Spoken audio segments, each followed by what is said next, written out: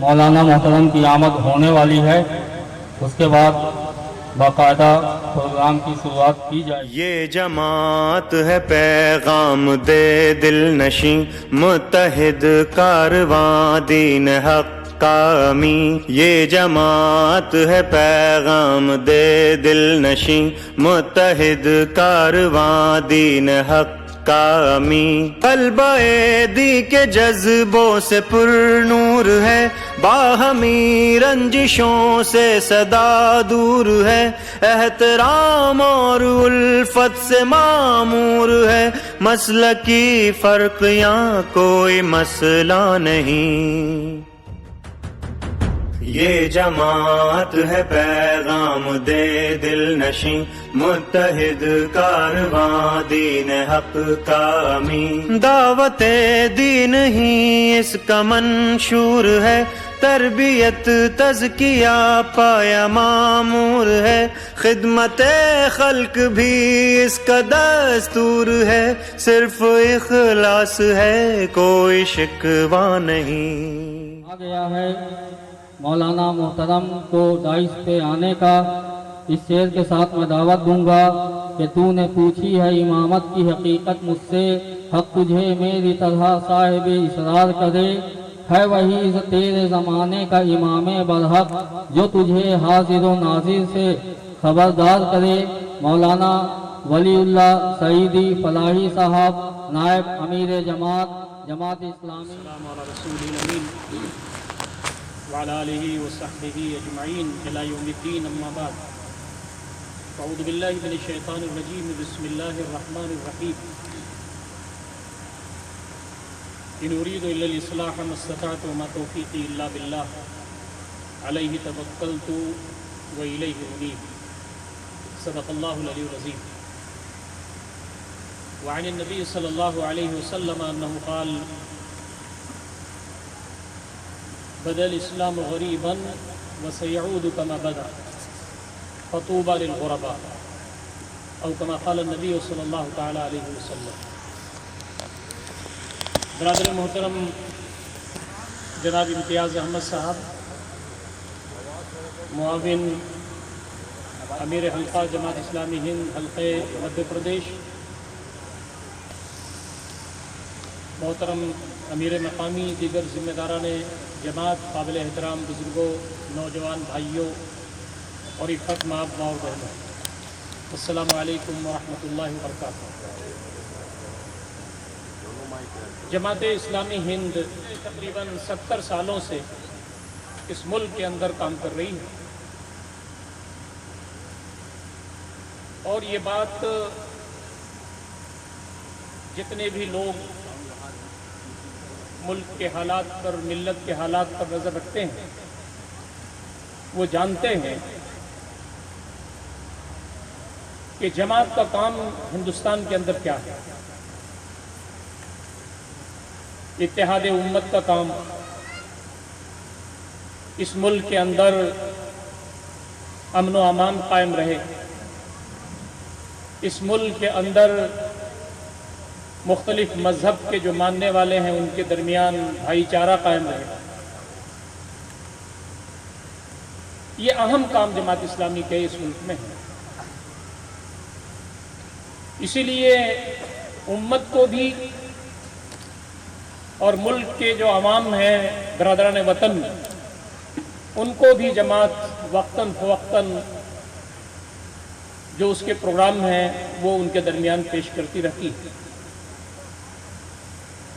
आज आपसे जो गुफ्तगू करनी है वो आज मुल्क के जो हालात हैं उसमें हमें क्या करना है। मुल्क के हालात किसी से छुपे हुए नहीं हैं, और आज तो सूरत हाल ऐसी बनती जा रही है कि हर शख्स, यहाँ तक कि छोटे बच्चे भी ये जानने लगे हैं कि मुल्क के अंदर जो माहौल बन रहा है वो कैसा है। ख़वातीन उससे वाकिफ़ हैं। मुल्क के अंदर एक ऐसा माहौल बना हुआ है कि वो लोग जो मुल्क की आज़ादी में कुछ ज़्यादा दिलचस्पी नहीं रखते थे, आज मुल्क के हमनवा बन गए हैं। देश भक्त बन गए हैं। मुसलमानों ने इस मुल्क की आज़ादी में और उनके उलमा ने गैर मामूली रोल अदा किया है। हमारे मुअर्रिखीन लिखते हैं कि कोई भी काबिल जिक्र दरख्त ऐसा नहीं था जिस पर किसी आलिम की लाश लटकी हुई ना हो, इसलिए कि इस मुल्क की आज़ादी के लिए उलमा ने फतवा दिया था। अल्लामा फजल हक खैराबादी रहमतुल्लाह अलैह पहले आदमी हैं जिन्होंने जामे मस्जिद दिल्ली में बैठ करके उलमा को बुलाया और कहा, इस वक्त हमारी जिम्मेदारी है, हमारा दीन कहता है कि इस मुल्क को अंग्रेजों से आज़ाद कराया जाए, यह दीनी फरीज़ा है। अल्लामा फजल हक खैराबादी रहमतुल्लाह अलैह को काला पानी भेज दिया गया, अंडोमान निकोबार, वहीं उनका इंतकाल हुआ। मैं जब अलीगढ़ मुस्लिम यूनिवर्सिटी में पढ़ रहा था, मास्टर कर रहा था, तो मेरे कोर्स में वो थे, बहुत बड़े शायर गुजरे हैं वो, आलिम होने के साथ साथ। मुझे जब मौका मिला अंडमान निकोबार के दौरे का, तो मैं उनके मज़ार पर भी गया।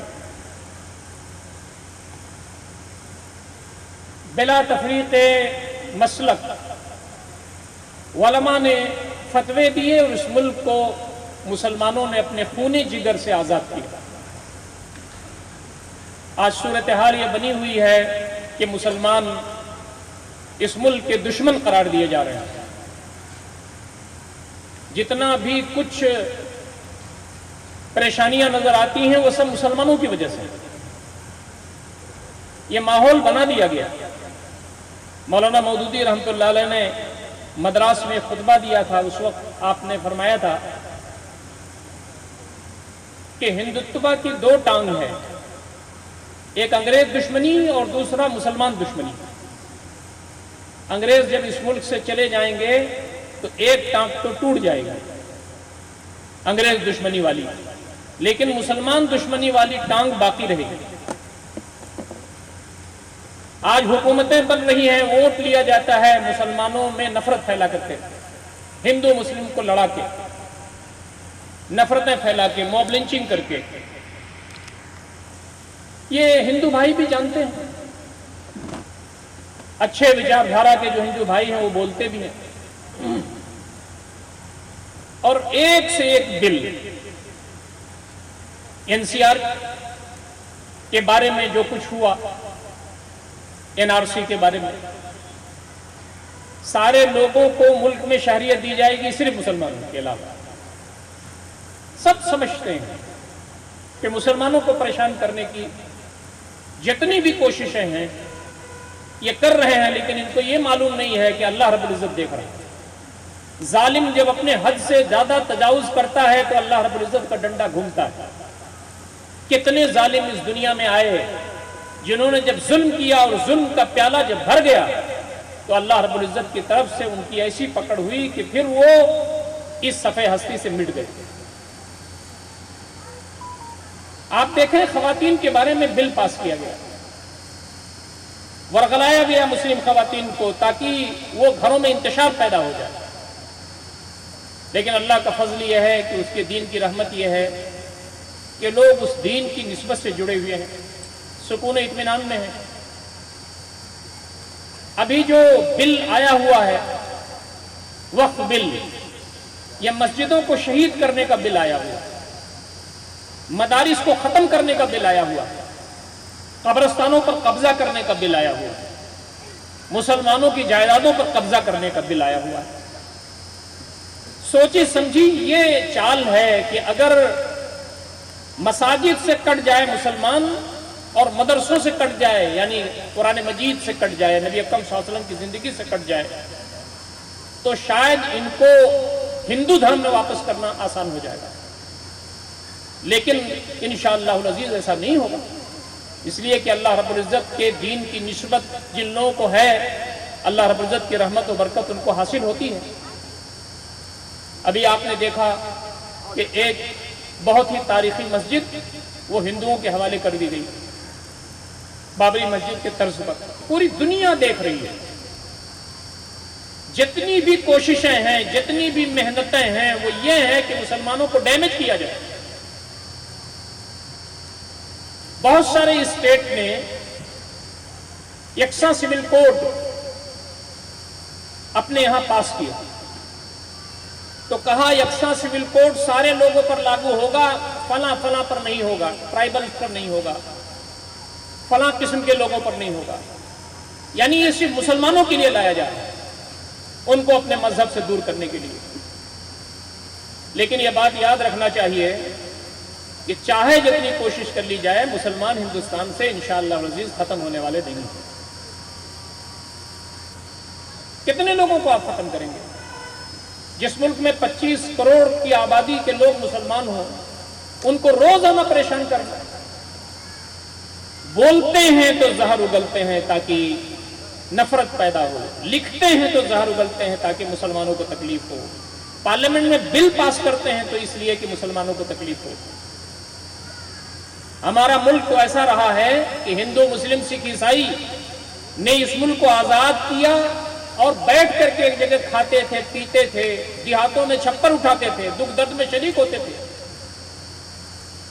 اپنے اپنے مذہب پر رہتے ہوئے ایک دوسرے کے مذہب کا احترام کرتے تھے، ایک دوسرے کا خیال کرتے تھے، پیار و محبت تھا لوگوں میں۔ نوجوان نسل ایک ساتھ پڑھتے تھے، ایک سال کھیلتے سے، ایک سال تفریح کرتے تھے،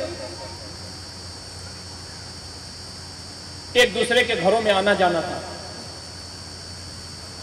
کسی مذہب کو برا نہیں کہا جا سکتا۔ قرآن مجید میں کہا گیا ہے وَلَا تَسُبُّوا الَّذِينَ يَدْعُونَ مِن دُونِ اللَّهِ فَيَسُبُّوا اللَّهَ عَدْوًا بِغَيْرِ عِلْمٍ۔ یہ جو لوگ دیوی دیوتا کی پوجا کر رہے ہیں، ان کو برا بھلا نہ کہو، اس لیے کہ یہ لا علمی کی بنیاد پر اللہ تعالیٰ کو برا بھلا کہنے لگیں گے۔ یہ نبی صلی اللہ علیہ وسلم پر آیت نازل ہوئی کہ صحابہ کو بتا دیں، اسلام کسی بھی مذہب کے بارے میں نامناسب بات بولنے سے روکتا ہے اور کہتا ہے کہ سارے مذاہب جو ہیں وہ اپنے مذہب پر رہیں۔ یہ دنیا تو بدلے کی جگہ نہیں ہے، انہیں حقیقت کی کھوج کرنا چاہیے کہ صحیح مذہب کیا ہے۔ لا اکراہ فی الدین، دین میں کوئی زور زبردستی نہیں ہے، جو چاہے ایمان لائے، جو چاہے ایمان نہ لائے۔ لیکن اللہ تعالیٰ تو یہ پوچھے گا کہ دل دیا تھا، دماغ دیا تھا، سوچنے سمجھنے کی صلاحیت دی تھی، تم نے اس کے مطابق زندگی گزاری کی نہیں؟ مجھ کو خوش کرنے کا کون سا طریقہ تھا جو مجھے پسند تھا؟ تو جو ماحول اس ملک میں سارے مذاہب کے لوگ مل جل کر کے رہیں، نفرتیں ختم ہو، پیار و محبت ہو، مل جل کر کے رہنے کا جذبہ ہو، وہ آج ختم ہوتا جا رہا ہے۔ اور یہ ساری چیزیں وہ ہیں جو صرف ہمارے مسلمان بھائیوں کو ہی تکلیف نہیں پہنچا رہی ہیں، بلکہ اس دیش کے لیے نقصان دہ ہے۔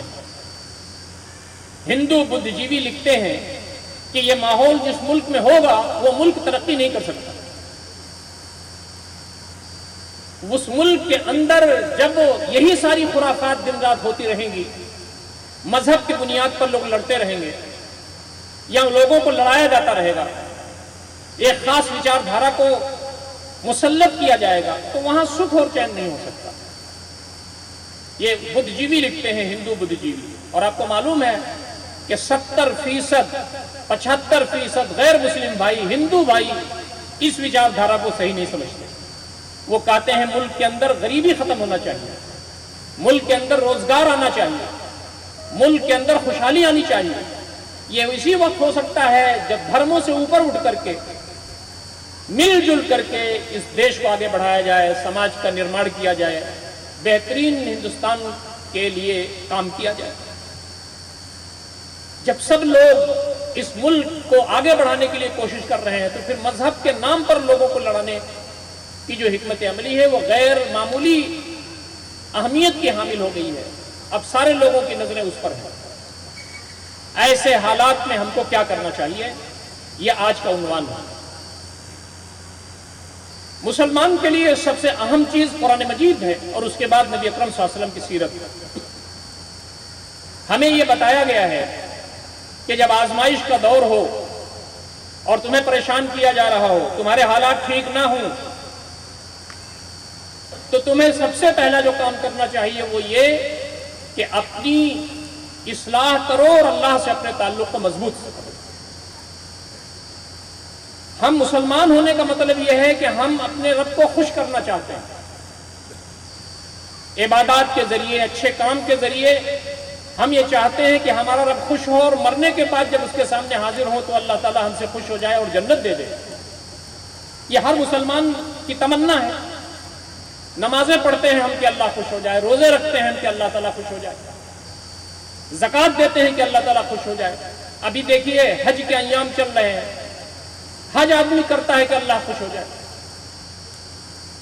اللہ تعالیٰ پر ایمان لانے کے نتیجے میں مارے جا رہے ہوں، پیٹے جا رہے ہوں، حالات تنگ کیے جا رہے ہوں، پریشانیاں ہو رہی ہوں، تو جس اللہ تعالیٰ کو خوش کرنے کے لیے ہم لگے ہوئے ہوں اسی سے ہمارا تعلق کمزور ہو تو اللہ کی تائید کیسے آ سکتی ہے؟ آپ اندازہ کیجیے۔ اللہ تعالیٰ سے جن بندوں کا تعلق مضبوط ہوتا ہے اللہ تعالیٰ کبھی ان کو ضائع نہیں ہونے دیتا۔ فَأَقِيمُوا الصَّلَاةَ وَآتُوا الزَّكَاةَ وَاعْتَصِمُوا بِاللَّهِ هُوَ مَوْلَاكُمْ فَنِعْمَ الْمَوْلَىٰ وَنِعْمَ النَّصِيرُ۔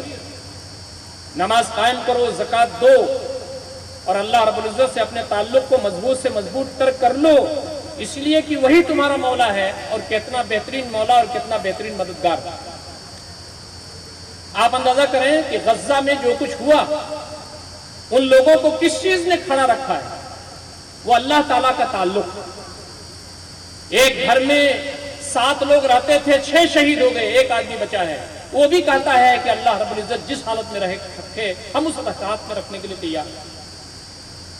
تعلق باللہ، اللہ تعالیٰ سے تعلق، اللہ تعالیٰ سے محبت، اللہ تعالیٰ ہمارا سب کچھ ہے۔ ماں کے پیٹ میں اس نے جنین کی شکل میں ہمیں پالا، ہماری پیدائش کو آسان کیا، ہم کو بڑا کیا، زندگی میں ہم اس لائق ہو گئے کہ لوگ ہماری طرف متوجہ ہو رہے ہیں، وہی موت دینے والا ہے، وہی قبر میں مونس ہے، اور وہی حشر کے میدان میں جنت و جہنم کا فیصلہ کرنے والا ہے۔ اس سے تعلق مضبوط ہونا چاہیے۔ قُلْ إِنَّ صَلَاتِي وَنُسُكِي وَمَحْيَايَ وَمَمَاتِي لِلَّهِ رَبِّ الْعَالَمِينَ، سب کچھ ہمارے رب کا ہے۔ تو اللہ کی تائید و نصرت آتی ہے۔ اللہ تعالیٰ کی طرف سے جو منہ موڑے ہوئے لوگ ہوتے ہیں کبھی اللہ تعالیٰ کی تائید و نصرت نہیں آتی ان کو۔ آپ پورے تاریخ اسلام کا مطالعہ کر لیں، اللہ تعالیٰ نے ان لوگوں کو بچایا جو اللہ تعالیٰ کے قریب تھے، جو اللہ تعالیٰ سے اپنا تعلق مضبوط کیے ہوئے تھے۔ صورتحال جو بنی ہوئی ہے اس میں ہماری توجہ یہ ہونی چاہیے کہ ہم اللہ تعالیٰ کی طرف رجوع کریں، رجوع الی اللہ، اپنے اوپر غور کریں کہ ہمارا ایمان کمزور تو نہیں ہے۔ ہمارے پاس خدا نخواستہ کوئی آفت، کوئی مصیبت آئے تو کیا ہم آزمائشوں کو جھیلنے کی صلاحیت رکھتے ہیں؟ کیا ہم تمام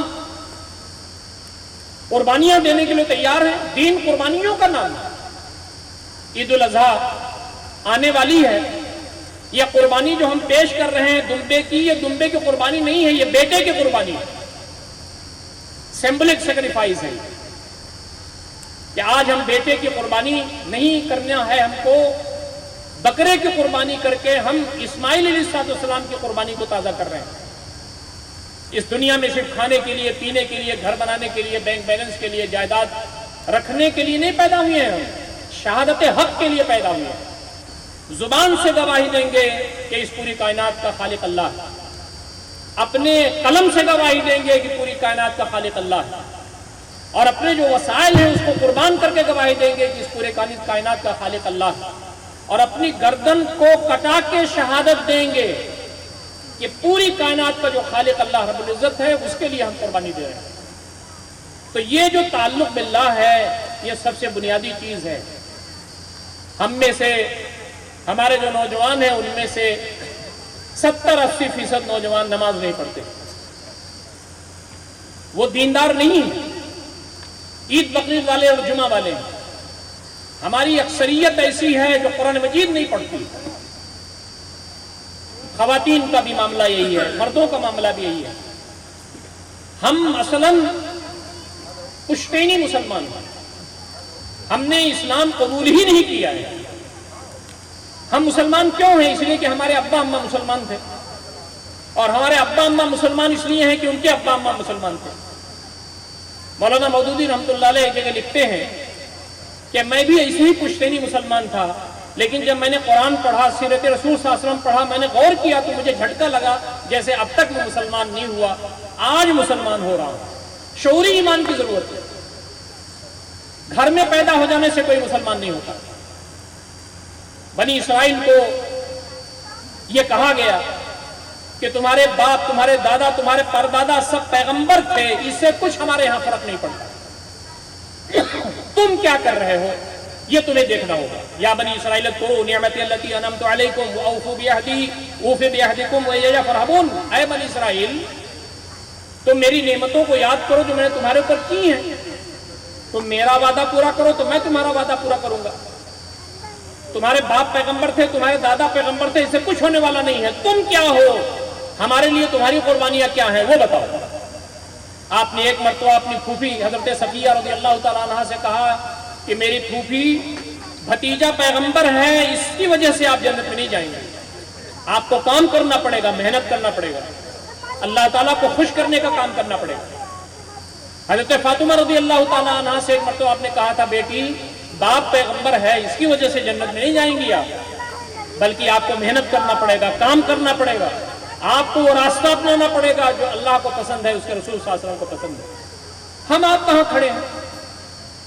تو ہندوستان کے اندر اگر ہم کو کامیاب ہونا ہے اور اللہ تعالیٰ کی تائید و نصرت ہمارے اوپر آئے، اس کا مستحق ہونا ہے، تو اللہ تعالیٰ سے اپنے تعلق کو مضبوط کرنا اور شعوری ایمان لانا ہے۔ مسلم گھرانے میں کوئی پیدا ہو جائے تو جنت میں چلا جائے، غیر مسلم گھرانے میں کوئی پیدا ہو تو جہنم میں چلا جائے، یہ انصاف نہیں ہے۔ انصاف یہ ہے کہ آدمی کے شعوری ایمان کے بدولت، اس کے عمل کے بدولت فیصلہ ہوگا۔ کسی کے گھر میں پیدا ہو جانے سے کوئی برتر اور کمتر نہیں ہوتا۔ ایک غیر مسلم کسی گھر میں پیدا ہو جاتا ہے تو اس کا کیا گناہ ہے کہ اس کو جہنم مل جائے، اور ہمارے اندر سرخات کے پل کیا لگے ہوئے ہیں کہ ہم کسی مسلمان کے گھر میں پیدا ہو جائیں۔ یہ تو اللہ تعالیٰ کا احسان ہے کہ ہم کو کسی گھٹا ٹوپ اندھیرے میں نہیں پیدا کیا بلکہ مسلم گھرانے میں پیدا کیا۔ تو پھر ہم کو شعور آنا چاہیے کہ اسلام کیا ہے، ایمان کیا ہے، ہماری ذمہ داریاں کیا ہیں۔ آپ ایک لمحے کے لیے غور کیجئے، آپ کسی ٹھاکر، کسی برہمن، کسی سکھ، کسی عیسائی کے ہاں پیدا ہوتے، ہماری ولادت کہیں اور ہوتی تو کیا سوچ کر سمجھ کر کے غور فکر کر کے مسلمان ہو پاتے؟ تھوڑی دیر کے لیے غور کیجئے، مجھے تو جھرجھری آتی ہے۔ اللہ کی نعمتوں کی جو ناشکری کرتا ہے تو اللہ تعالیٰ نعمتیں چھین لیتا ہے۔ ایمان ملا ہوا ہے تو ایمان کی قدر کرنا ہے۔ مسلم گھرانے میں پیدا ہوئے تو قرآن ملا، نبی صلی اللہ علیہ وسلم کی سیرت ملی، زندگی کو شعور ملا۔ اگر اس کی قدر کر کے ہم اللہ تعالیٰ سے اپنے تعلق کو مضبوط نہیں کریں گے تو کتنے لوگوں کے سر کاٹ دیے گئے، دریا کا پانی کا رنگ چینج ہو گیا، اللہ رب العزت کو کوئی جلال نہیں آیا۔ جب کلمہ پڑھنے والے لا الہ الا اللہ محمد رسول اللہ پڑھتے ہیں اور اللہ رب العزت سے ان کا تعلق کمزور ہوتا ہے تو اللہ تعالیٰ کو ان کی کوئی فکر نہیں ہوتی۔ تاتاریوں نے مردوں کو الگ کر دیا، عورتوں کو الگ کر دیا، عورتوں کو غلام بنا دیا، سارے مردوں کو ذبح کر دیا، اللہ رب العزت کو جلال نہیں آیا۔ اس لیے کہ نام سے کچھ بھی نہیں ہوتا، جب تک دل کی رگوں کی گہرائیوں میں اللہ رب العزت پہ ایمان اور اس کی محبت ہمارے اندر نہ ہو، اللہ رب العزت کی رحمت ہمارے اوپر نہیں آ سکتی۔ نمبر 1۔ نمبر 2، آج کے ہندوستان میں جو حالات بن رہے ہیں اور آئندہ کیا ہو وہ غیب کا علم اللہ کو معلوم ہے، وہ یہ ہے کہ اپنی صفوں میں اتحاد پیدا کریں۔ مسلمان ہیں تو مسلمان رہیں۔ ان هذه امتكم امه واحده وانا ربكم فاعبدون، یہ جو امت ہے ایک امت ہے، میں تمہارا رب ہوں، میری بندگی کرو۔ واعتصموا بحبل الله جميعا ولا تفرقوا، اللہ تعالیٰ کی رسی کو مضبوطی سے پکڑ لو، آپس میں انتشار افتراق میں مبتلا نہ ہو۔ یہ امت ایک امت ہے۔ نبی اکرم صلی اللہ علیہ وسلم نے فرمایا المسلم من سلم المسلمون من لسانه ويده، مسلمان وہ ہے جس کی زبان سے اور جس کے ہاتھ سے دوسرے مسلمان محفوظ رہے۔ اشہد ان لا الہ الا اللہ واشہد ان محمد رسول اللہ، کوئی بھی کہتا ہو وہ ہمارا بھائی ہے، کالا ہو، گورا ہو، امریکہ کا ہو، یورپ کا ہو، عرب کا ہو، عجم کا ہو، جو کہتا ہے اشہد ان لا الہ الا اللہ واشہد ان محمد رسول اللہ وہ ہمارا بھائی ہے۔ لیکن ہم نے تو جھگڑے پیدا کر دیے کہ میں حنفی ہوں تو سب سے بڑھیا مسلمان میں ہوں، یہ جو شافعی ہے، جو اہل حدیث ہے، وہ مجھ سے کم درجے کا مسلمان ہے۔ اور حدیث بھائیوں نے یہ کہا کہ سب سے بڑھیا مسلمان تو میں ہوں، جنت تو مجھے ملے گی، یہ حنفی لوگ تو دوسرے نمبر کے مسلمان ہیں۔ مسلکی اختلافات ہمارے درمیان اتنا زیادہ پیدا ہو گئے ہیں کہ اگر کوئی آدمی اسلام قبول کرے تو وہ حیران رہتا ہے کہ کون سا اسلام قبول کرے گا۔ حنفی والا اسلام قبول کرے گا، مالکی والے کرے گا، شافعی والا کرے گا، حنبلی والا کرے گا، اہل حدیثوں والا کرے گا، مقلد کا کرے گا، غیر مقلد کا کرے گا، شیعہ کا کرے گا، سنی کا کرے گا۔ یہ جتنے نام میں نے لیے وہ نبی صلی اللہ علیہ وسلم کے زمانے میں نہیں تھے۔ نبی صلی اللہ علیہ وسلم کو کہا گیا کہ آپ صرف مسلمان ہوا سماکم المسلمین من قبل وفی ھذا لیکون الرسول شہیدا علیکم وتکونوا شہداء علی الناس۔ نبی صلی اللہ علیہ وسلم نہ حنفی تھے، نہ دیوبندی تھے، نہ بریلوی تھے۔ آپ کہیں گے بیوقوف آدمی ہو، نبی صلی اللہ علیہ وسلم کے زمانے میں نہ دیوبندیت تھی، نہ بریلیت تھی، نہ حنفیت تھی، نہ شافعیت تھی، تو دین کس پر مکمل ہوا؟ دین مکمل ہوا ہے نبی اکرم صلی اللہ علیہ وسلم پر۔ اب پورے دنیا کے علماء اگر اس میں ملانا چاہیں تو نہیں ملا سکتے، نکالنا چاہیں تو نہیں نکال سکتے۔ حجۃ الوداع کے موقع پر نبی اکرم صلی اللہ علیہ وسلم پر آیت اتری الیوم اکملت لکم دینکم واتممت علیکم نعمتی ورضیت لکم الاسلام دینا۔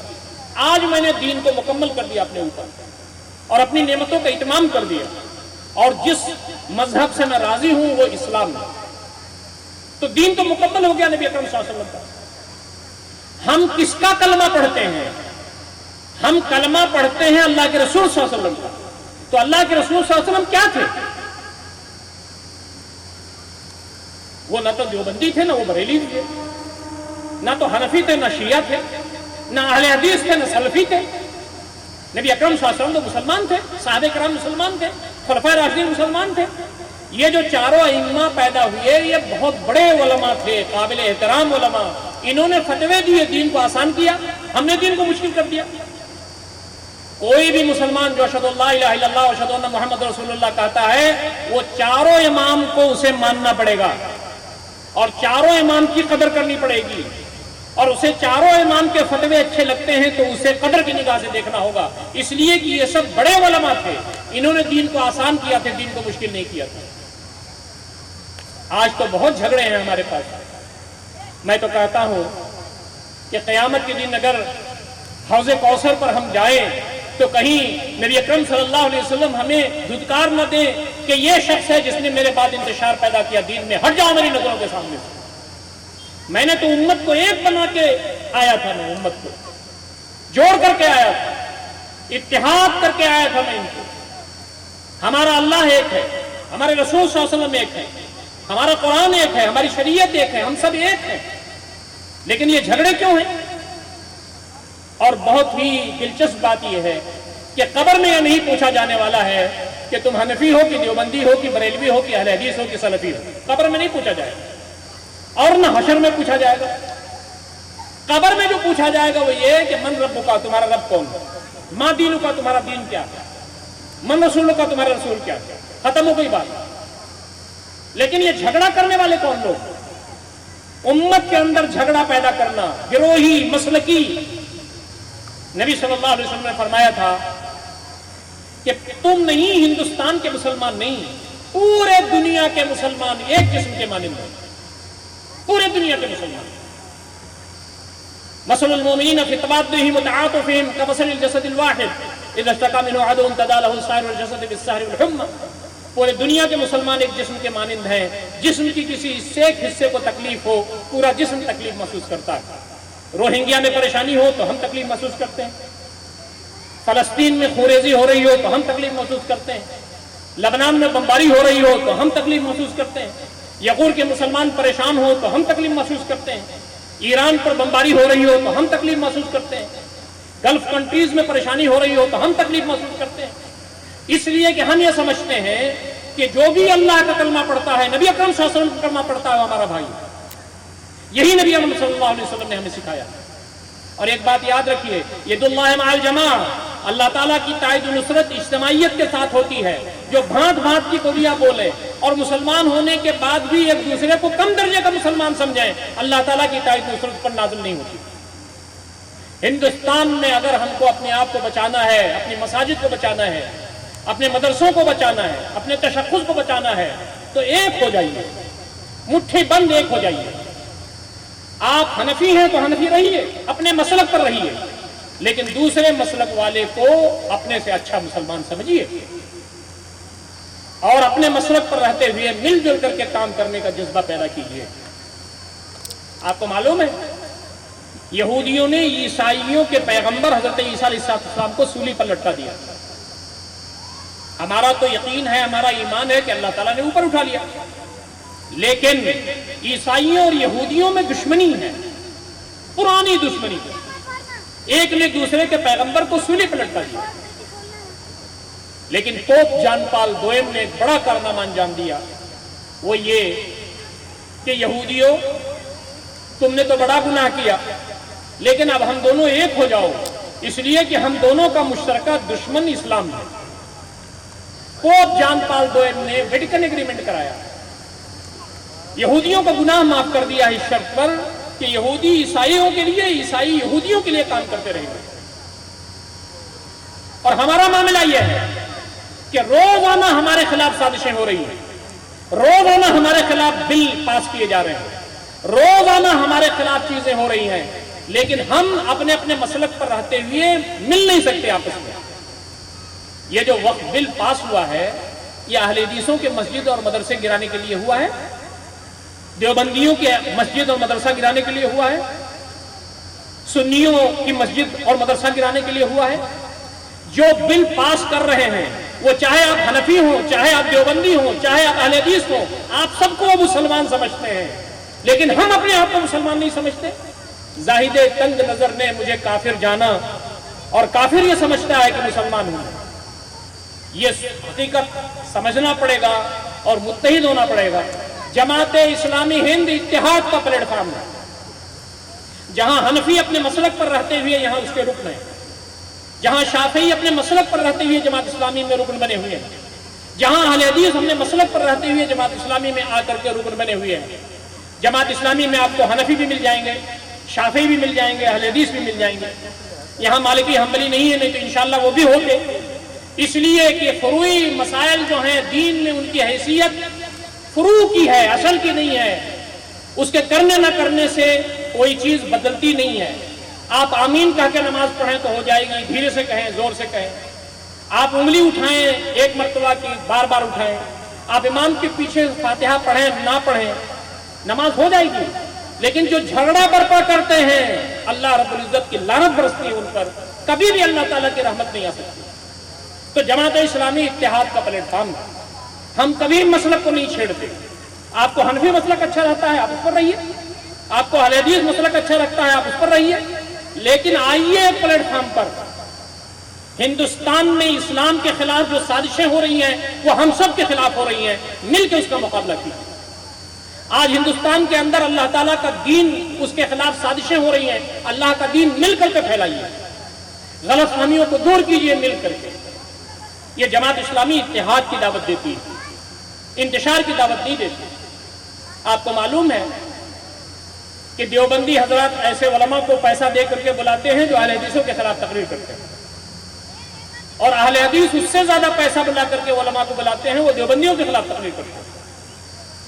آج کے ہندوستان میں جبکہ مسلمانوں کے لیے قبر تیار کی جا رہی ہے، آج بھی یہ کام ہو رہا ہے، اور تقریر کرنے والے 1-1 لاکھ 1.5 لاکھ روپے تقریر کا پیسہ لے کر کے تقریر کرتے ہیں۔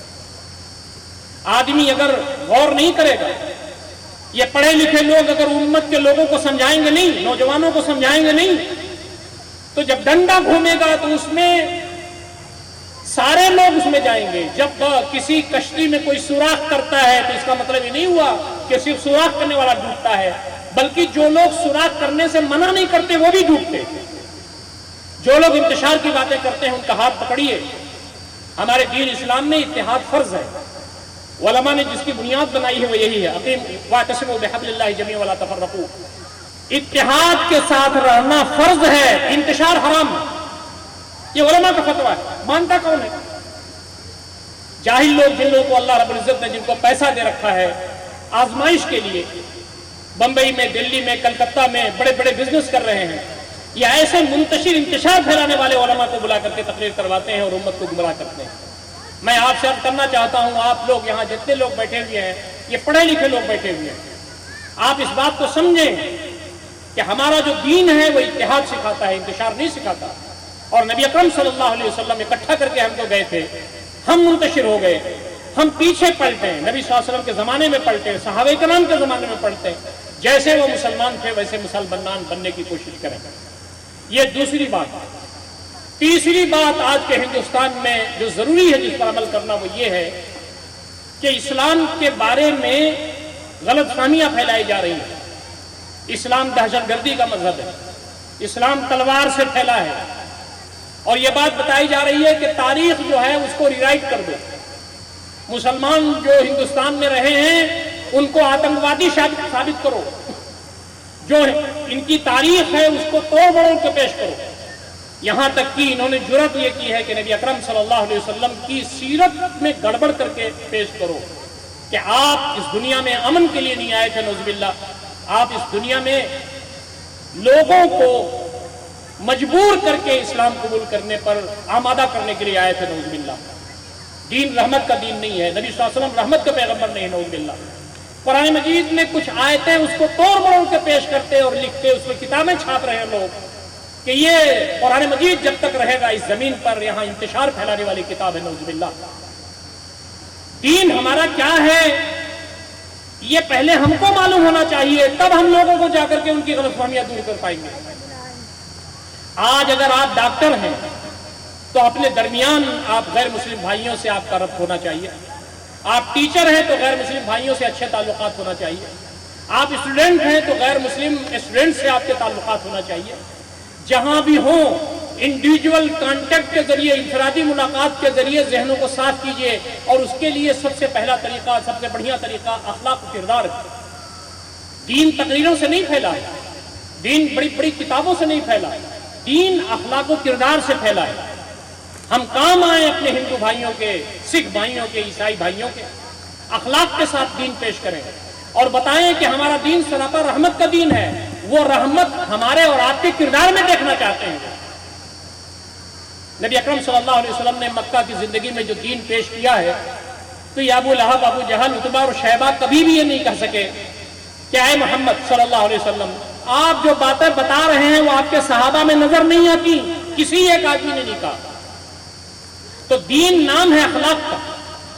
ایمان ہمارے دل کے اندر ہے، کتنا مضبوط ہے وہ اللہ تعالیٰ کو معلوم. تو اندر جو موجود ہے وہ ایمان ہے، باہر جو ہے وہ اخلاق. اسی لیے کہا جاتا ہے کہ جس کا دین اور جس کا اخلاق بہتر ہو اس سے اپنے لڑکی کی شادی کر دو. اذا خطب الیکم من ترضون دینہ وخلقہ فزوجوہ والا تفعلوا تکن فی الارض فتنۃ وفساد عریض. جب تمہارے لڑکی کے لیے کوئی پیغام بھیجے اور اس کا دین اور اس کا اخلاق بڑھیا ہو تو تم اس سے اپنی لڑکی کی شادی کر دو. دین اصل نام ہے اخلاق کا. ہمارا اٹھنا، ہمارا بیٹھنا، ہمارا چلنا پھرنا، ہمارے معاملات، ہمارے تعلقات، ہماری معاشرت، ہماری معیشت، ہمارا لوگوں کے کام آنا، ان کے دکھ درد میں شریک ہونا، یہ جو ہمارا کیریکٹر ہے، یہ جو ہمارا اخلاق ہے، یہ دین کی ترجمانی کرتا ہے. آج ہندوستان کے اندر ہندوتوا نے بڑے پیمانے پر غلط فہمیاں پھیلا دی ہیں اسلام کے بارے میں، مسلمانوں کے بارے میں، قرآن کے بارے میں، نبی صلی اللہ علیہ وسلم کے بارے میں. یہ دور کیسے ہوگی؟ اور آپ سنیں کہ تقریباً 80% غیر مسلم بھائی اس ملک کے اندر ان کا ذہن ابھی خراب نہیں ہوا ہے، یہ لوگ خراب کر رہے ہیں. لیکن ہم جب ان کے پاس جاتے ہیں تو اس کو غور سے سنتے ہیں، وہ اپریشیٹ بھی کرتے ہیں. آپ کو بھی جانا ہوگا. یہ ملک اگر بچانا ہے، یہ ملک ہم نے اور آپ نے بچایا ہے، یہ ملک مسلمانوں اور ہندوؤں کے پرکھوں نے بچایا ہے. یہ لوگ اس ملک کو برباد کرنے پر تلے ہوئے ہیں. مسلمان اور اس دیش کا ہندو اس ملک کو برباد نہیں ہونے دے گا، یہ ان کو معلوم ہونا چاہیے. تو ہم کیا کردار ادا کر سکتے ہیں؟ وہ یہی کہ ہم دین اسلام کی تعلیمات کو عام کریں. میں یہ بات کل بھی عرض کر چکا ہوں جبل پور میں کہ جماعت اسلامی میں جو بھی شامل ہوتے ہیں ہم ان سے کہتے ہیں کہ ہندو دھرم پڑھو، سکھ مت پڑھو، جین مت پڑھو. مذہب کو جانو گے تو اس مذہب کے ماننے والوں کو آپ دین بتا سکو گے. اور ہم غیر مسلم بھائیوں سے کہتے ہیں کہ دین اسلام پڑھیے. اسی لیے ہم قرآن مجید دیتے ہیں، اسی لیے نبی اکرم صلی اللہ علیہ وسلم کی جیونی دیتے ہیں، اسی لیے دین اسلام کا لٹریچر دیتے ہیں کہ ہم اس ملک میں رہتے ہیں تو ایک دوسرے کے مذہب کو، رسم و رواج کو سمجھیں ہم، اور کہیں سنائی سنی ہوئی باتوں پر نہ جائیں، پروپیگنڈوں پر نہ جائیں. اسی لیے آپ بھی مذاہب عالم کا مطالعہ ضرور کیجیے، اور کم سے کم ہندوستان کے اندر جو مذاہب پائے جاتے ہیں ان کا مطالعہ کیجیے، اور ہندوستان کے جو ہمارے بھائی ہیں، چاہے وہ ہندو ہوں، چاہے وہ سکھ ہوں، چاہے وہ جین مت کے ماننے والے ہوں، ان کو اللہ تعالیٰ کا دین پیش کرنا ہماری ذمہ داری بنتی ہے۔ ادعو الی سبیل ربک بالحکمۃ والموعظۃ الحسنہ وجادلھم باللتی ہی احسن۔ اس سے بہتر کوئی اور بات ہو ہی نہیں سکتی جو اللہ تعالیٰ کی طرف بلائے۔ ومن احسن قولا ممن دعا الی اللہ وعمل صالحا وقال اننی من المسلمین۔ اس شخص سے بہتر کس کی بات ہوگی جو اللہ تعالیٰ کی طرف بلائے اور کہے، نیک عمل کرے اور کہے کہ میں مسلمان ہوں، میں اللہ تعالیٰ کا مطیع و فرمانبردار ہوں۔ آپ نے حضرت علی رضی اللہ تعالیٰ عنہ کو بلایا اور کہا یا علی لئن یہدی اللہ بک رجلا واحدا خیر لک من الدنیا ما فیہا۔ علی، تمہارے لیے کوئی ایک آدمی اگر صحیح راستے پر آ جائے، یہ تمہارے لیے دنیا میں جو کچھ بھی ہے اس سے بہتر ہے۔ ایک روایت میں آتا ہے من حمر الرعد نعم، سرخ اونٹوں سے بہتر۔ تو ہمارا آج ہندوستان کے اندر جو سب سے بڑا کام ہے ہمارا تعلق باللہ اور اتحاد امت کے بعد، وہ یہ ہے کہ بڑے پیمانے سے غیر مسلم بھائیوں سے ہمارے تعلقات استوار ہو جائیں، تقریروں سے نہیں، سبھاؤں سے نہیں، انفرادی تعلقات، انڈیویجول کانٹیکٹس، اپنے پڑوسیوں کے درمیان، اپنے محلے کے درمیان، اپنے پیشے میں جہاں بھی ہو سکے ہم ان تک جائیں اور ان سے اخلاق کے ساتھ، کردار کے ساتھ، پیار و محبت کے ساتھ اللہ کا دین پہنچائیں، اور ان کو اس بات کو کہنے پر مجبور کر دیں کہ یہ لوگ جو کچھ کہہ رہے ہیں وہ دین اسلام میں نہیں۔ آج بہت سارے ہندو بھائی یہ اسٹیٹمنٹ دے رہے ہیں کہ جو کچھ بھی کہا جا رہا ہے آج وہ ہندوستان کو خراب کرنے کے لیے کہا جا رہا ہے، مسلمانوں کو نشانہ بنایا جا رہا ہے۔ اسلام ایسا نہیں ہے، یہ بات آپ کو کرنی ہوگی، اور یہی اصل ہمارا کام ہے فرض منصبی کا، کہ یہ امت جو ہے یہ امت خیر امت ہے۔ کنتم خیر امت اخرجت للناس، تم بہترین امت ہو، کمپلیٹ ہیومن کائنڈ کے لیے تمہیں برپا کیا گیا۔ ہم سمپورن مانو جات کے لیے برپا کیے گئے۔ ہم صرف اپنے گھروں میں بیٹھ کر کے، اپنی مسجدوں میں بیٹھ کر کے رہنے والے لوگ نہیں ہیں، ہمیں عوام کے لیے برپا کیا گیا، ہم تمام لوگوں کے لیے برپا کیا۔ اخرجت للمؤمنین نہیں ہے، اخرجت للناس ہے، لوگوں کے لیے برپا کیے گئے۔ نبی اکرم صلی اللہ علیہ وسلم جن سے بہتر اس دنیا میں نہ کوئی پیدا ہوا، نہ ہے، نہ قیامت تک ہوگا، ہمارے دل کی رگوں کی گہرائیوں میں ایمان کا حصہ ہے۔ آپ سماج میں ہوتے تھے، اللہ کا دین پہنچاتے تھے تو لوگ گالی دیتے تھے۔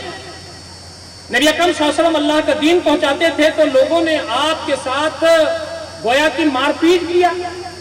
وہ ہستی جس سے بہتر کوئی نہ پیدا ہوا، نہ ہے قیامت تک ہوگا، پتھروں سے بارش ہوئی آپ کے جسم پر، اس لیے کہ آپ اللہ تعالیٰ کا پیغام مشرکین، وہ لوگ جو نہیں جانتے تھے، ان تک پہنچانے کا کام کرتے تھے۔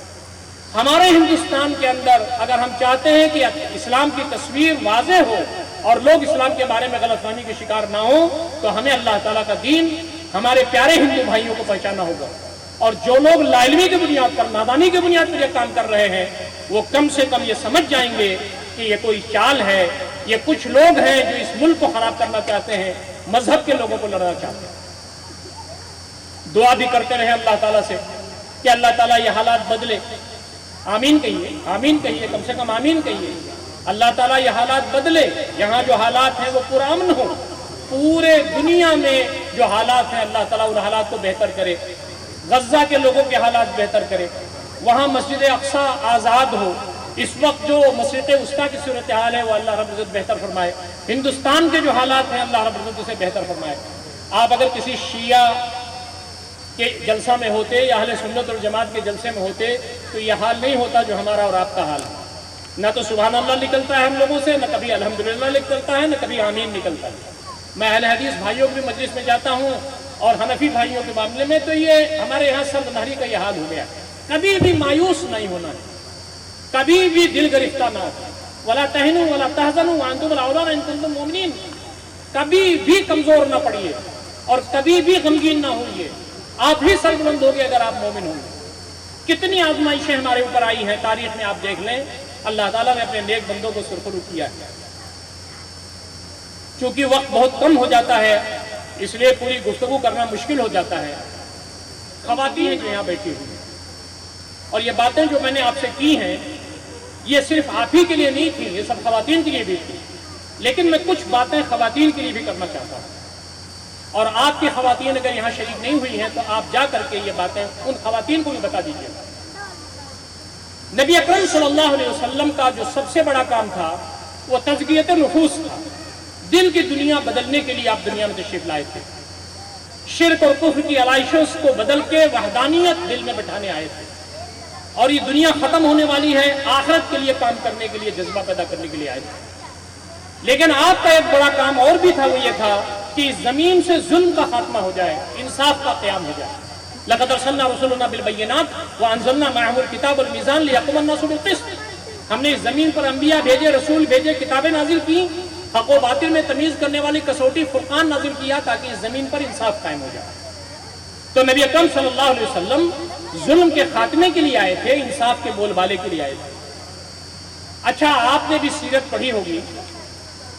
آپ مجھے بتائیے کہ نبی صلی اللہ علیہ وسلم کو مکہ سے نکالا گیا تھا نماز پڑھنے کی وجہ سے؟ نبی صلی اللہ علیہ وسلم کو مکہ سے نکالا گیا تھا غربا، مساکین، یتیم، لاچار، مجبور، مستحقین کی مدد کرنے کی وجہ سے؟ نہیں نہیں نہیں. مکہ کے لوگوں نے یہ کہا کہ اگر آپ نماز پڑھنا چاہتے ہیں تو کعبہ کو ڈیکوریٹ کر دیں گے اور سجا دیں گے، آپ نماز پڑھیے. اور اگر آپ لوگوں کی مدد کرنا چاہتے ہیں تو اور پیسے دے دیں گے، آپ لوگوں کی مدد کیجیے.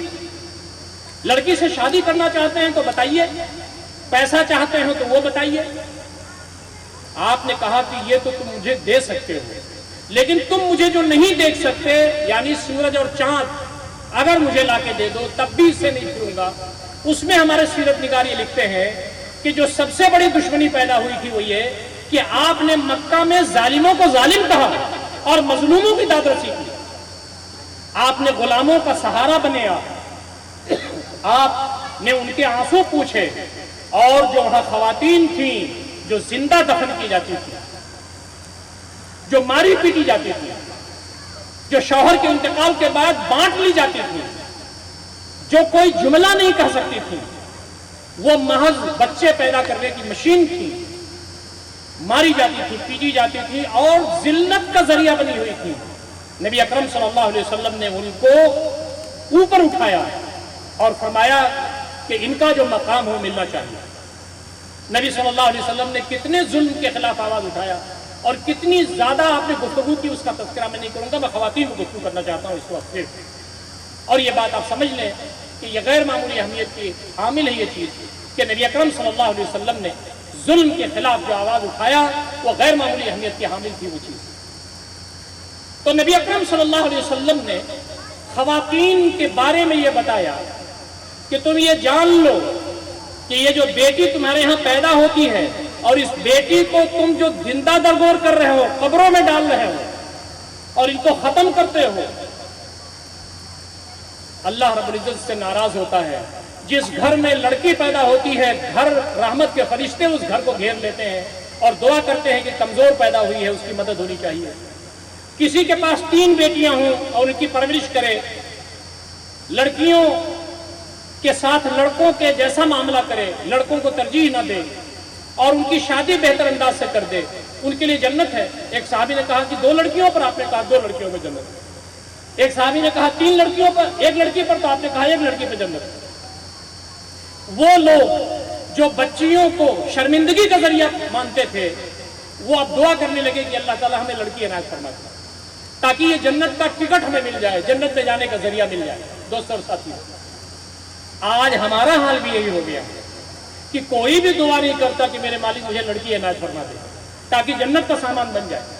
جو بھی دعا کرتا ہے یہ دعا کرتا ہے کہ اللہ تعالیٰ ہمیں لڑکا عنایت فرمائے، اللہ تعالیٰ ہمیں لڑکا عنایت فرمائے، چاہے لڑکا بڑا ہو کر کے ہمارے لیے ذلت کا ذریعہ بنے اور ہمارے لیے عذاب بن جائے، لیکن ہم لڑکے ہی کا دعا کرتے ہیں. یہ لڑکی جو گھر میں پیدا ہوتی ہے یہ ماں باپ کو پریشان نہیں کرتی، محنت سے پڑھتی ہے، گھر میں کھانا بناتی ہے، ماں کا ساتھ دیتی ہے، ماں باپ کی خدمت کرتی ہے. اور یہ جو بھائی ہے نا، یہ ان کا سر دباتی ہے، پیر دباتی ہے، یہ چائے بنا کے لاتی ہے اور 7x24 یعنی پورے سال بھر میں 1 دن چھٹی نہیں لیتی. کچن کی چھٹی کبھی نہیں ہوتی، چاہے عید ہو چاہے بقرعید ہو، بلکہ کام بڑھ جاتا ہے.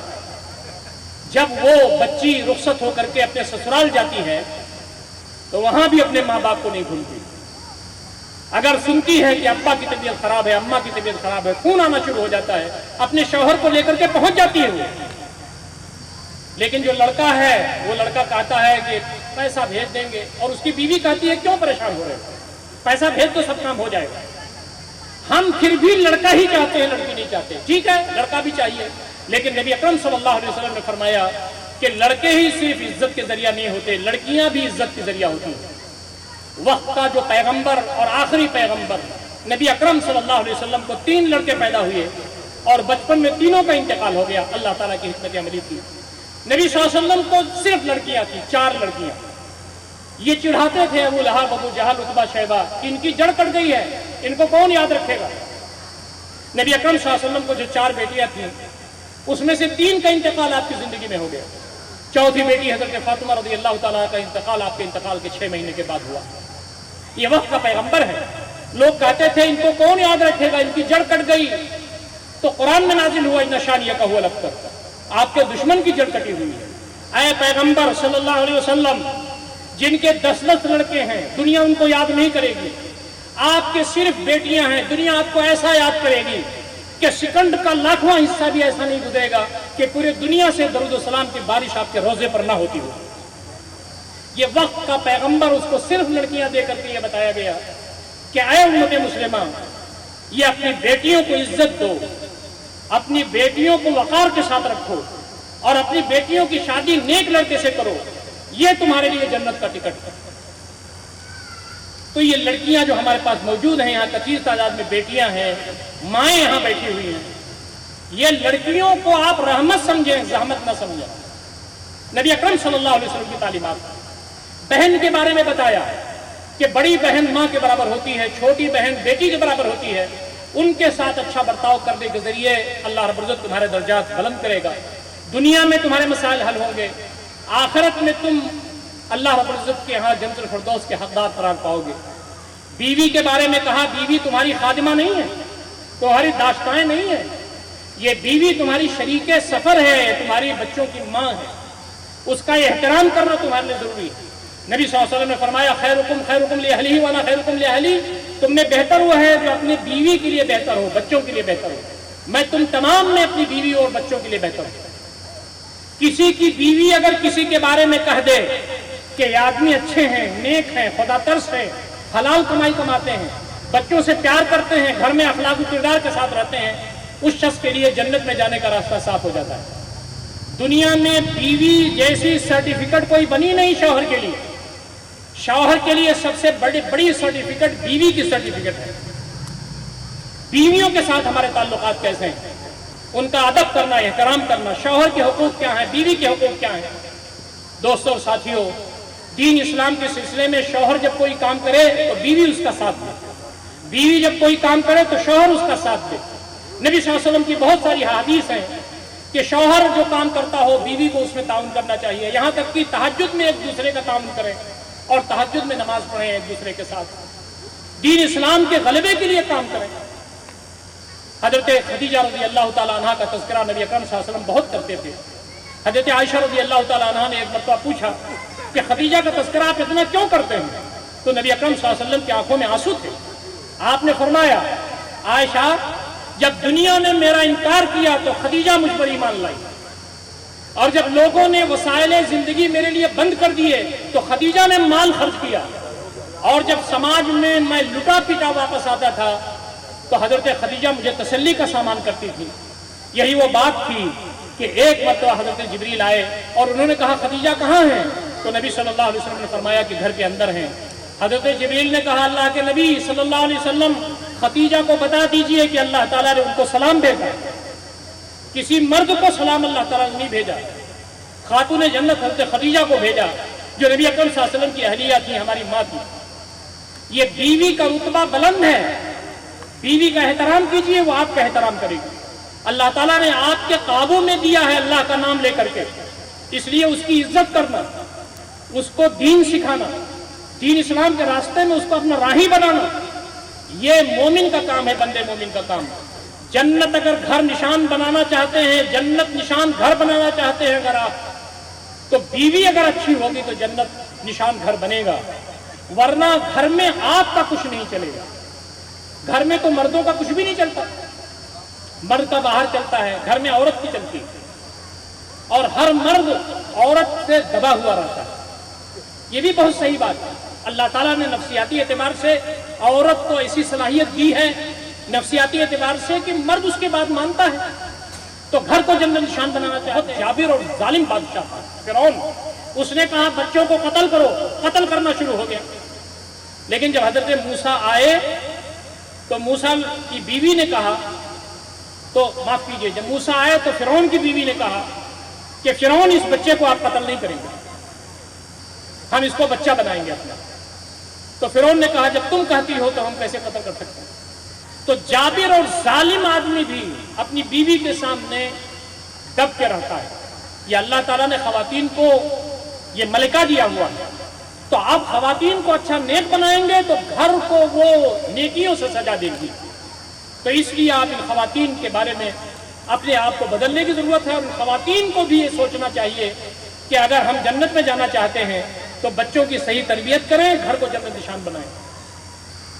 نبی اکرم صلی اللہ علیہ وسلم نے خواتین کو جو اوپر اٹھایا تو آپ دیکھیں کہ بیٹی کو عزت دیا، بہن کو احترام دیا، بیوی کو وقار دیا، اور ماں کے قدموں کے نیچے جنت ڈال دی.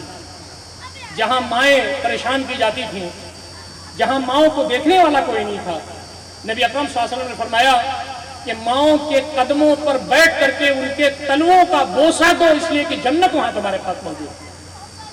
دعا کرو جس کی ماں اس سے خوش ہو کر کے گئی ہے دنیا میں خوش و خرم رہے گا. لیکن جو اپنی ماؤں کو پریشان کرتے ہیں اللہ رب العزت ان کی مغفرت فرمائے، ان کو سیدھی راستہ دکھائے. لیکن باپ کے بارے میں یہ بتایا جو صاحبان کی طرح سردی گرمی اور ہر موسم میں کھڑا ہوا ہے کہ اپنے بیٹے کو اپنے بیٹیوں کو کوئی تکلیف نہ دے. باپ کے بارے میں فرمایا کہ وہ جنت کا مین دروازہ ہے، وسط والا دروازہ. تو ماں باپ کو اگر آپ ان کے حقوق پہچانتے ہیں، ان کی خدمت کرتے ہیں نوجوانوں، تو جنت آپ کو ملے گی. ماں باپ کو اگر ناراض کرتے ہیں تو آپ کے لیے بہت پریشانیاں آ جائیں گی. اس لیے باپ کی قدر کیجیے، ماں کی قدر کیجیے. تو میں ان خواتین سے یہ کہنا چاہتا ہوں کہ آپ کا سب سے اہم کام گھر کے اندر بچوں کی تربیت ہے. آپ کا سب سے پہلا کام اپنے آپ کی تربیت کے بعد کہ آپ اپنے گود میں جو بچے پال رہی ہیں ان کو سلطان صلاح الدین ایوبی بنائیں، ان کو خالد بن ولید بنائیں، ان کو ابو عبیدہ بن جراح بنائیں، ان کو اسلام کے سپاہی بنائیں. ماں نیک ہوگی تو بچہ نیک ہوگا. ماں دودھ کے ذریعے غذا نہیں ٹرانسفر کرتی بلکہ ایمان ٹرانسفر کرتی ہے. امام بخاری کی والدہ جب اپنے بچے کو، جو کہ بیوہ تھیں اور امام بخاری یتیم تھے، جب امام بخاری کی ماں دودھ پلانا ہوتا تھا تو پہلے وضو کرتی تھی، 2 رکعت نفل پڑھتی تھی، تب دودھ پلاتی تھی. اتنی نیک خاتون تھی، تب امام بخاری بنے. امام شافعی کی ماں بیوہ تھی، امام شافعی یتیم تھے، لیکن امام شافعی کی ماں نے جو کردار ادا کیا ہے آپ اس کو سیرت کی کتابوں میں پڑھ سکتے ہیں. پہلے امام مالک کے ہاں بھیجا، یہ لوگ فلسطین کے رہنے والے تھے، مکہ میں آباد ہو گئے تھے. مدینہ بھیجا جو امام مالک پڑھاتے تھے وہاں. پھر امام حنیفہ کے شاگردوں سے، امام ابو یوسف، امام محمد سے پڑھا، اور واپس جب آئے تو سر و سامان لے کر کے آئے. ماں نے کہا کہ بیٹا میں نے تجھے دنیا حاصل کرنے کے لیے نہیں بھیجا تھا، علم حاصل کرنے کے لیے بھیجا تھا. تو سارا مال و اسباب فقراء مکہ میں تقسیم کر دے، گھر میں تو ویسے ہی داخل ہو جیسے گھر سے نکلا تھا. اپنے بیٹے کو انہوں نے لے کر کے پہلے طواف کیا اور اسی حالت میں گھر گئی. شافعی جو عالم تھا، جو فاضل تھے، جو محدث تھے، جو فقیہ تھے، جو ادیب و شاعر تھے، ماں کم پڑھی لکھی تھی، لیکن جب ماں امام شافعی کو خطاب کرنا شروع کرتی ہے تو امام شافعی کا قد بونا محسوس ہوتا ہے اور ماں کا قد پہاڑوں سے اوپر نکلتا ہوا محسوس ہوتا ہے. ماں چاہے کم ہی کیوں نہ پڑھی ہوئی ہو، اگر وہ نیک ہو، خدا ترس ہو، اللہ والی ہو، تو بچوں کی صحیح تربیت کرتی ہے.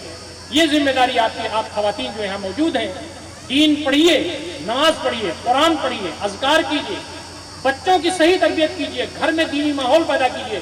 جب آپ کے پاس ٹائم بچے تو آپ پھر گھر سے نکلیے، دائیں بائیں جو آپ کی خواتین مسلمان ہیں ان کو دیندار بنائیے، اور کبھی آپ کو موقع ملے تو پھر آپ جائیے غیر مسلم خواتین کو بھی اللہ کا دین پیش کیجیے، لیکن اپنا گھر چھوڑ کر کے نہیں. آپ کے بچے نیک ہوں گے تو یہ صدقے جاریہ ہوں گے آپ کے لیے. اذا مات ابن آدم انقطع عمله الا من ثلاث صدقۃ جاریہ او علم ينتفع به او ولد صالح يدعو له. انسان مر جاتا ہے، اس کا عمل رک جاتا ہے. 3 چیزیں ایسی ہیں کہ مرنے کے بعد بھی ثواب ملتا رہتا ہے. مسجد بنا دیا، مدرسہ بنا دیا، یتیم خانہ بنا دیا، صدقہ جاریہ ہو گیا.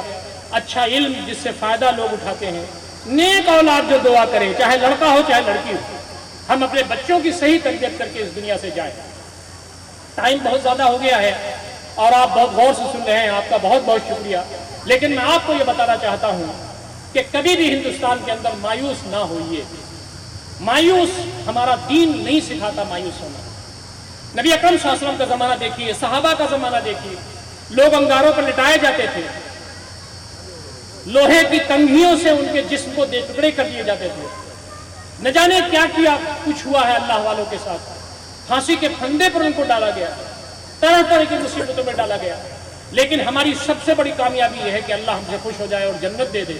تو جتنے بھی ہمارے پاس صالحہ گزرے ہیں، جب پھانسی کے پھندے پر ان کو لے جایا جانے لگا تو انہوں نے کہا کہ ہم کو تو جنت نظر آ رہی ہے.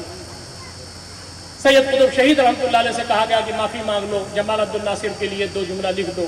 انہوں نے کہا کہ یہ انگلی جو اللہ کی کبریائی لکھتی رہی، اس سے معافی نامہ نہیں لکھا جائے گا. اور دوسری بات یہ ہے کہ میں نے تفسیر لکھی ہے فی ظلال القرآن. اللہ تعالیٰ پوچھے گا کہ جمنے کا موقع آیا تو معافی مانگ لیے، میں اللہ تعالیٰ سے نظریں کیسے ملا پاؤں گا؟ پھانسی کا پھندا چوم لیا انہوں نے. اللہ تعالیٰ سکون دیتا ہے، اطمینان دیتا ہے.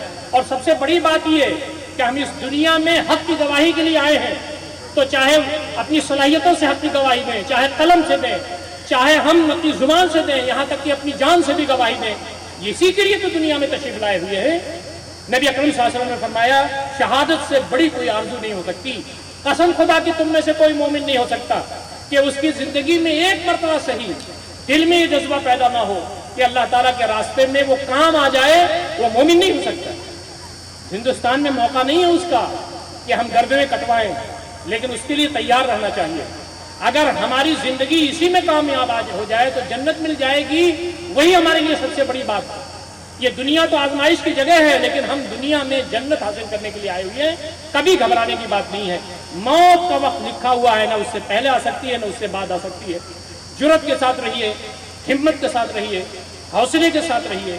اور نوجوانوں کو میں بتانا چاہتا ہوں کہ کبھی بھی حوصلہ نہ چھوڑیے اور کبھی بھی انتہا پسندی کا نہ سوچیے.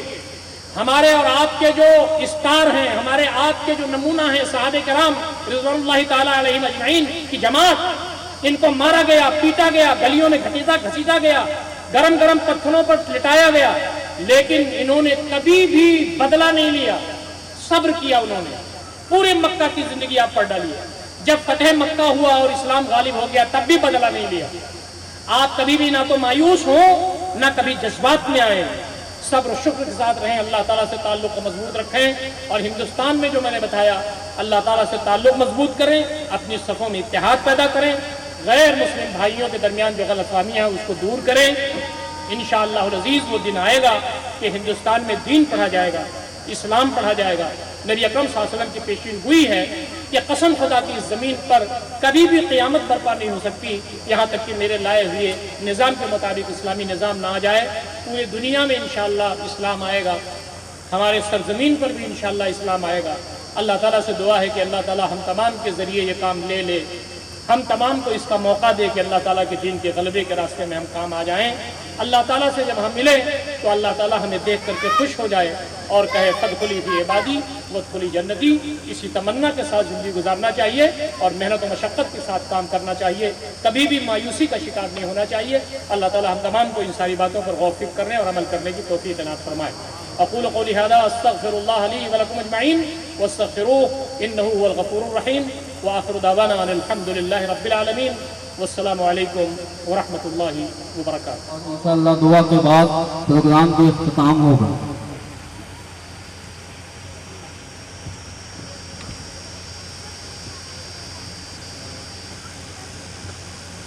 صراط المستقيم صراط الذين أنعمت عليهم غير المغضوب عليهم ولا الضالين. ربنا ظلمنا أنفسنا وإن لم تغفر لنا وترحمنا لنكونن من الخاسرين. ربنا آتنا في الدنيا حسنة وفي الآخرة حسنة وقنا عذاب النار. یا اللہ ہمارے گناہوں کو معاف فرما، ہماری تمام خطاؤں کو درگزر فرما. یا اللہ ہماری برائیوں کو اچھائیوں میں مبدل فرما. یا اللہ اس محفل میں، اس پروگرام میں جتنے بھی لوگوں نے شرکت کی ہے उन तमाम शुरका की शिरकत को कबूल फरमा। या अल्लाह, जिस मकसद के तहत ही प्रोग्राम मुनाकिद हुआ है उसमें इस मकसद में इसे कामयाब होने की तौफीक नसीब फरमा। प्रोग्राम को कामयाब व बामुराद बना। या अल्लाह, यहाँ जो भी बातें कही गई हैं, पढ़ी गई हैं, सुनी गई हैं, उन तमाम बातों पर हम तमाम लोगों को अमल करने की तौफीक नसीब फरमा। या अल्लाह, हमारे मुल्क में जो हालात हैं, इन हालात में हमें साबित कदमी नसीब फरमा, हमें तौफीक नसीब फरमा। या अल्लाह, हमारी तमाम मुश्किलात को आसान फरमा। या अल्लाह, मुसलमानों की हिफाजत फरमा, गज़ा के मुसलमानों की हिफाजत फरमा, फ़लस्तीन के मुसलमानों की मदद फरमा। या अल्लाह, और भी जहाँ पर तमाम मज़लूम मुसलमान हैं तमाम की मदद फरमा। या अल्लाह, हमको दीन इस्लाम पर साबित कदम फरमा। जो भी कुर्बानियाँ हमसे मतलूब हैं उन कुर्बानियों के लिए हमें तैयार फरमा। या अल्लाह, हमने जो भी बातें सुनी हैं उन तमाम बातों पर हमें अमल करने की तौफीक नसीब फरमा। या अल्लाह, हुज़ूर पाक सल्लल्लाहु अलैहि वसल्लम की मेहनतों की कदरदानी की हमें तौफीक नसीब फरमा। या अल्लाह, तरबियत के ताल्लुक से, अखलाक के ताल्लुक से, दीन की हिफाजत के ताल्लुक से जितनी भी बातें हमने सुनी हैं या जो हम पढ़ते हैं या जो हम जानते हैं उन तमाम पर हमें अमल करने की तौफीक नसीब फरमा। या अल्लाह, हमें 5 वक्ता नमाज की अदायगी की भी तौफीक नसीब फरमा, तहज्जुद की भी अदायगी की तौफीक नसीब फरमा। या अल्लाह, हमें अच्छे अखलाक नसीब फरमा, अच्छा किरदार नसीब फरमा, अच्छी सीरत नसीब फरमा। या अल्लाह, कदरदानी की तौफीक नसीब फरमा। या अल्लाह, जो मांगा है हमें अता फरमा, जो मांगने से रह गया वो भी अता फरमा। या अल्लाह, जो भलाइयाँ हुज़ूर पाक अलैहिस्सलाम ने मांगी हैं वो भलाइयाँ हम सबको नसीब फरमा, और जिन शुरूर और फितन से हुज़ूर ने पनाह चाही है उनसे हम सब की पूरी पूरी हिफाजत फरमा। या अल्लाह, इस प्रोग्राम को कामयाब से कामयाब तर बना। या अल्लाह, हमारी दुआओं को महज अपने फजल व करम से कबूल फरमा।